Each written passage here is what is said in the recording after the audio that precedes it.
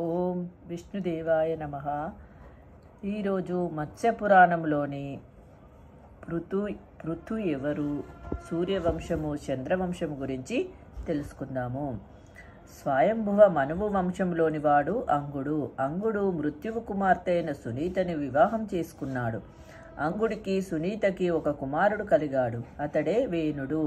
వేణుడు చిన్నతనం నుంచి తాతయ్య వద్ద అనగా మృత్యువు వద్ద పెరిగాడు. దానివలన అతనికి మృత్యువు దుష్ట గుణాలు అలవడ్డాయి.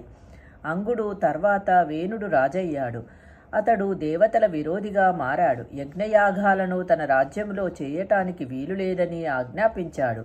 దైవ పూజలను నిషేధించాడు. తన రాజ్యంలో ఉన్న వారంతా తననే పూజించాలని ఆదేశించాడు. తన ఆజ్ఞలను మీరిన వారిని కఠినంగా శిక్షించసాగాడు. ఋషులు అతనిని సన్మార్గంలో పెట్టడానికి ప్రయత్నించి విఫలులయ్యారు. ప్రజల బాధలను నివారించడానికి ఋషులు వేణుడిని శపించి నశింపచేశారు. వేణుడికి సంతానం లేదు. రాజు లేకపోతే రాజ్యము అరాచకమైపోతుంది. కాబట్టి వేణుడు చనిపోయాక ఋషులు వేణుడి యొక్క శరీరాన్ని ముద్దగా చేయటం ప్రారంభించారు. అందులోంచి వారసుడు పుట్టాలని వారి ఆకాంక్ష. ముద్దగా పిసుకుతున్నప్పుడు ఆ ముద్దలోంచి మొదటగా ఆవిర్భవించినది ఒక మరుగుజ్జువాడు. అతడు నల్లగా అందవికారంగా ఉన్నాడు. వేణుడిలో ఉన్న దుష్టత్వమంతా మరుగుజ్జులో ప్రవేశించింది. ఇక వేణుడిలో దుష్టత్వం అనేది మిగలకుండా పోయింది. ఇంకా వేణుడు కుడి చేతిని మర్దించగా దాని నుంచి ఒక అందమైన పుత్రుడు పుట్టాడు. అతడు యౌవనవంతంగా ధనుర్బాణాలు ధరించి గదాధరుడై ఉన్నాడు. అతడు కవచము కూడా ధరించి ఉన్నాడు. ఎంతో శ్రమించి పుట్టినవాడు కాబట్టి అతడికి పృథు అను పేరు వచ్చింది. ఋషులు పృథుని రాజ్యానికి రాజుగా పట్టాభిషేకం చేశారు. పృథు రాజుగా సింహాసనం అధిష్ఠించిన నాటికే రాజ్యంలో కరువు విలయతాండవం చేస్తుంది. నదులు ఎండి పంటలు పండక ప్రజలు ఆకలితో అల్లాడసాగారు. తన రాజ్యంలోని ప్రజలకు కడుపు నిండుగా ఆహారాన్ని అందించని భూమిపై పృథుకు చాలా కోపం వచ్చింది. భూమిని సంహరించడానికి ధనస్సును ఎక్కుపెట్టి బాణాలు వేయపోయాడు. అప్పుడు భూమి భయపడి ఆవు రూపంలో పరిగెత్తింది. పృథువు దాని వెంట పడ్డాడు. ఆవు రూపంలో ఉన్న భూమి పరిగెత్తి కొంతకాలానికి అలసిపోయి తర్వాత పృథును శరణు వేడింది. గోరూపంలో ఉన్న భూమి రాజుతో, రాజా, నీవు నన్ను సంహరించడం వలన జరిగే నష్టాన్ని తెలుసుకోలేకపోతున్నావు. నేను చనిపోతే నీ ప్రజలు నివసించడానికి స్థలం ఉండదు. నీ రాజ్యంలోని ప్రజలకు ఆహారం కావాలంటే నా నుండి కావలసినంత పాలను పిండుకోవచ్చు అని చెప్పి వ్యవసాయం చేసే విధం కూడా వివరించింది. అప్పుడు పృథు భూమి సలహాలు పాటించి అత్యధిక పంటలను పండించడం ద్వారా తన రాజ్యాన్ని సుభిక్షం చేశాడు. పృథు మూలాన సస్యశ్యామలమైంది కాబట్టి భూమికి పృథివీ అనే పేరు వచ్చింది. బీదరికము, రోగము, నేరాలనేవి పృథు పాలనలో లేవు. అందరూ సన్మార్గులుగా ఉన్నారు. ఇప్పుడు సూర్యవంశం గురించి తెలుసుకుందాము. ఋషులు రోమహర్షుణ్ణి సూర్యవంశ చరిత్ర చెప్పాల్సిందిగా కోరారు. రోమహర్షణుడు ఈ విధంగా చెప్పసాగాడు. అతిథికి కశ్యప ఋషికి వివస్వనుడు లేదా సూర్యుడు పుత్రుడుగా పుట్టాడు. సూర్యుడికి 3 భార్యలు, సంజ్ఞ, రాజ్ఞ, ప్రభ. రాజ్ఞకి రేవతుడు, ప్రభకి ప్రభాతుడు పుట్టారు.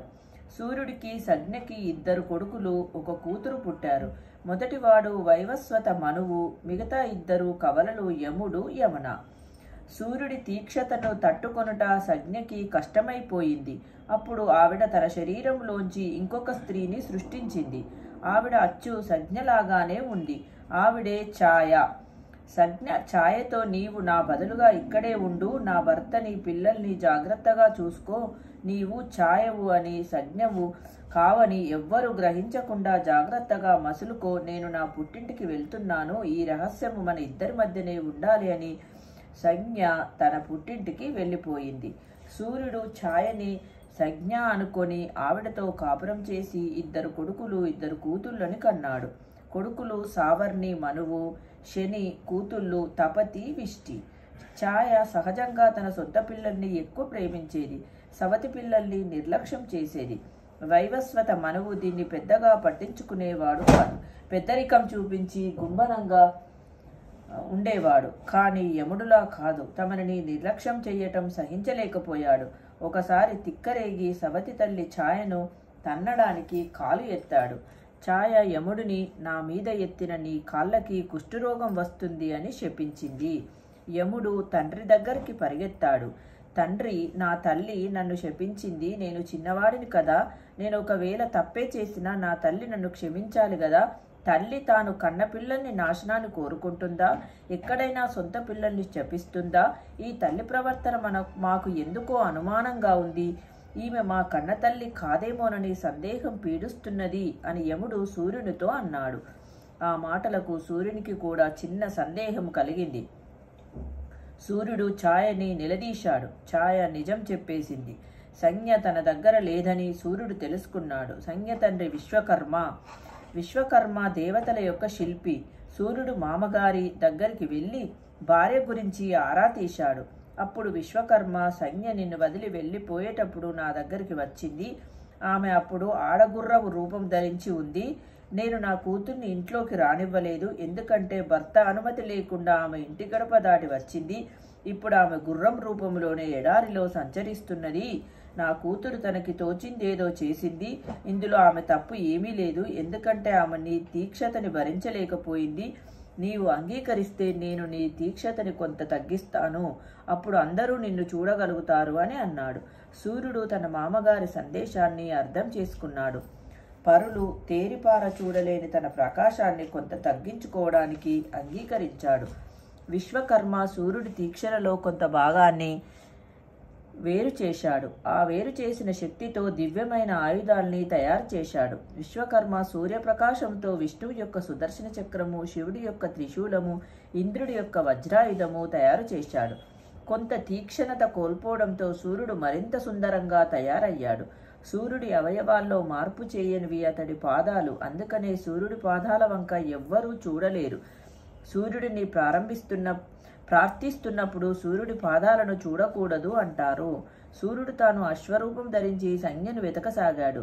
కొంతకాలానికి అతడు తన భార్య అయిన సంజ్ఞను కలుసుకున్నాడు. సూర్యుడు సంజ్ఞ అశ్వరూపంలోనే ఉండి కొంతకాలం ఆ ప్రాంతంలోనే ఆనందంగా విహరిస్తూ అన్యోన్యంగా జీవించారు.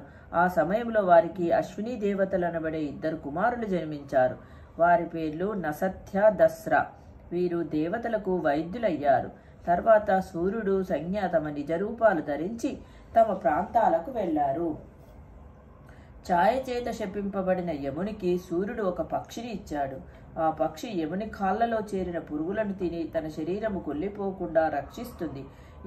యముడు గోకర్ణం అనే పుణ్యస్థలానికి వెళ్ళి అక్కడ కొన్ని వేల సంవత్సరాలు తపస్సు చేసి శివుని మెప్పును పొందాడు. శివుడు యముడిని మృత్యుదేవతగా అనుగ్రహించాడు. సమస్త జీవుల పాపపుణ్యాలను పరిశీలించి వారిని తగిన విధంగా దండించే అధికారాన్ని యముడికి ఇచ్చాడు. సూర్యుడు ఛాయలకు జన్మించిన సావర్ణి సుమేరు పర్వతంపై తపస్సు చేసి తర్వాత మనువు అయ్యాడు. శని ఒక గ్రహంగా మారాడు. యమున, తపతీ నదులుగా మారారు. సూర్యుడు సంజ్ఞల పుత్రుడు వైవస్వతుడు మనువు అయ్యాడు.